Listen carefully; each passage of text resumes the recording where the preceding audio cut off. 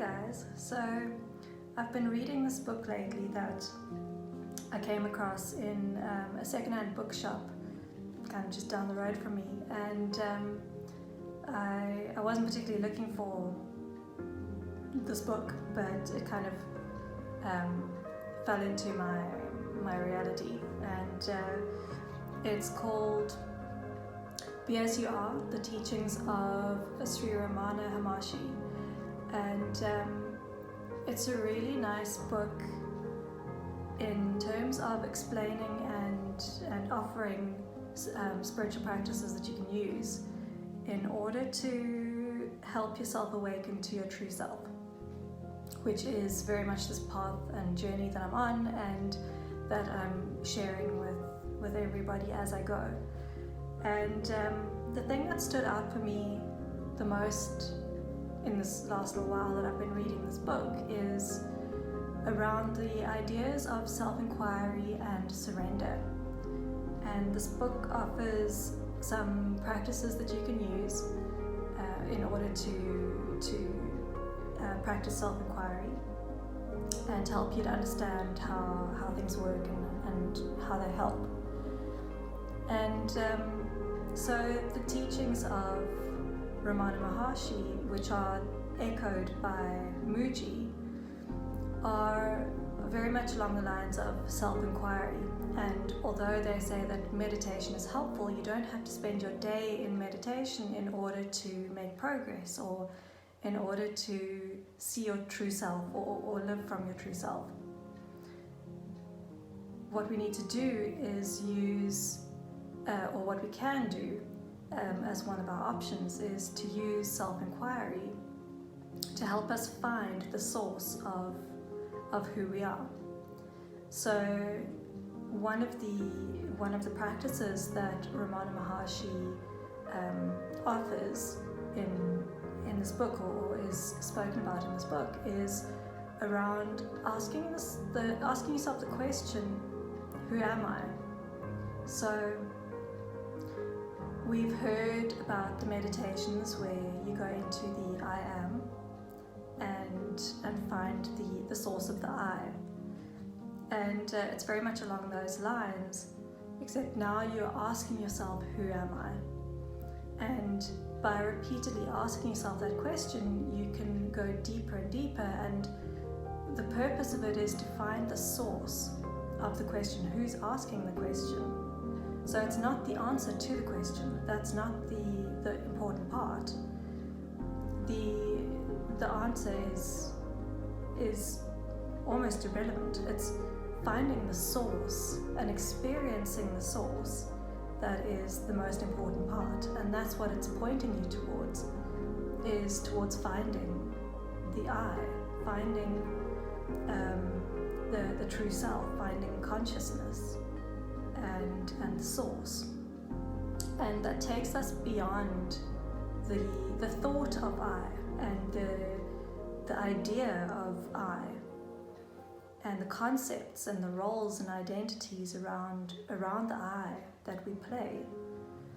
So it takes us beyond our labels and beyond our ego games and the way that our ego plays itself out. It takes us beyond those identities, and it helps us to get back to the source, to see the source and experience what it's like to live from the source. So it's a really nice and useful practice to have amongst your other spiritual practices, whatever they are. And I've found it to be quite powerful in my own ways when I've used it. And one of the things that this kind of practice has helped me to, so I've had a realization around my ego, which came about this morning from these kinds of practices, and it helped me to see, by looking at where I felt things weren't going quite right or didn't feel quite right, I realized that through this use of self-inquiry, I could see that the ego was trying to tell me that something was wrong, that nothing is really wrong when we're living from the true self. Everything is the way it is the way it is meant to be. And it's just the ego that is trying to create a story and create a problem. But there is no problem. And there is no I or no self to have a problem. So the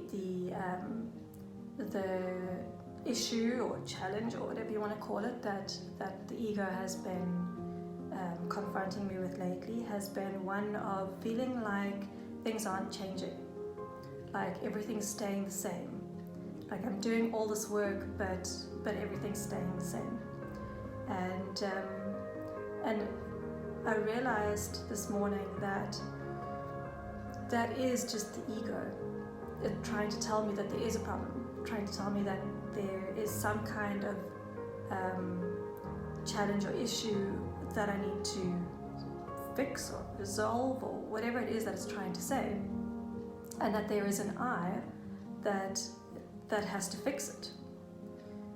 But none of that is true.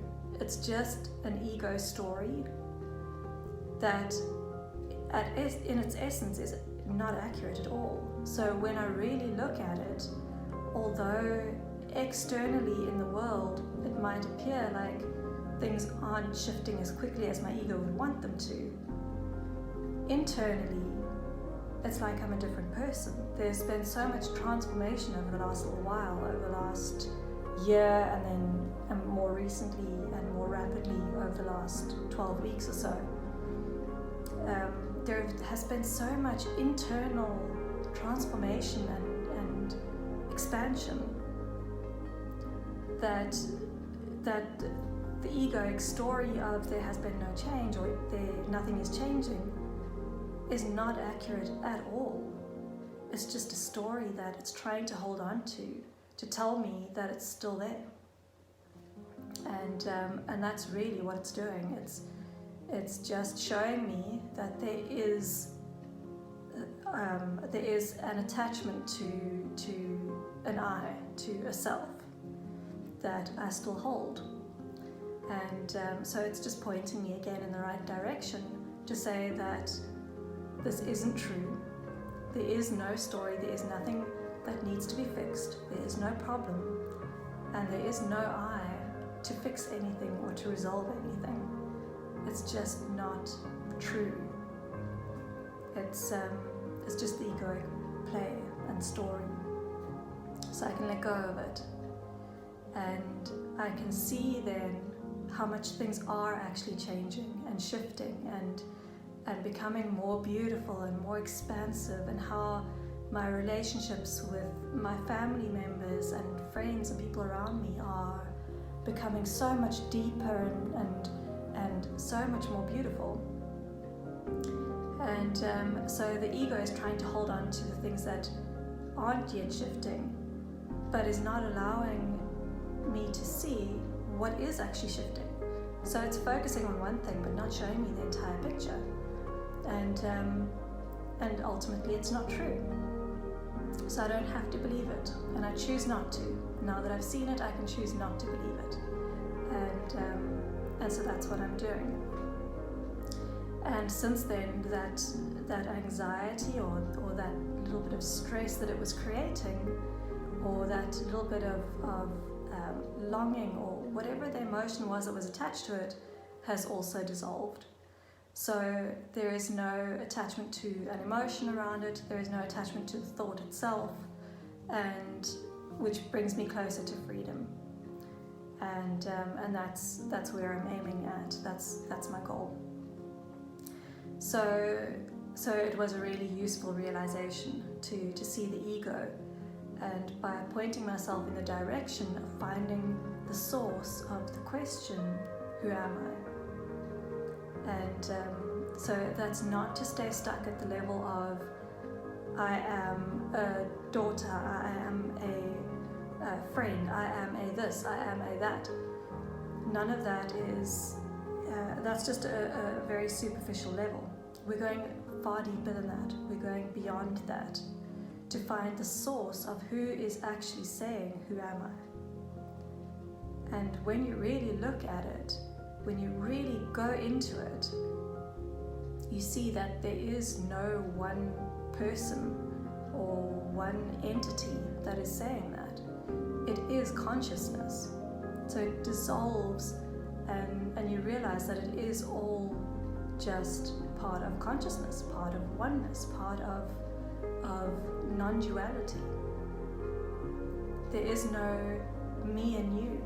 There is no us and them, or good and bad, because it's all just part of the expansive unfolding one.